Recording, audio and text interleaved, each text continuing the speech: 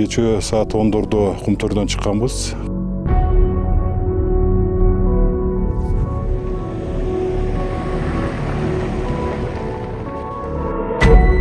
Audio Jungle.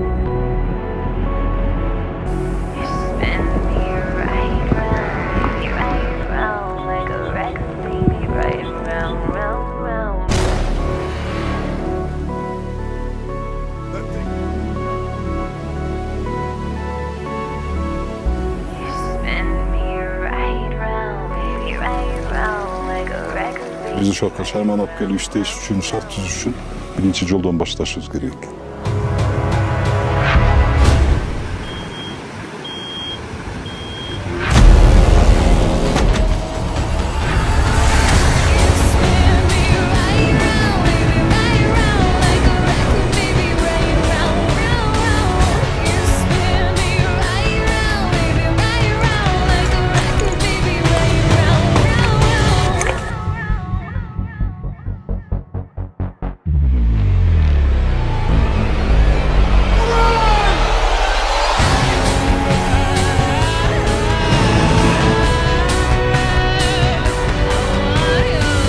Üç kilometre biz Cü'ye bildik.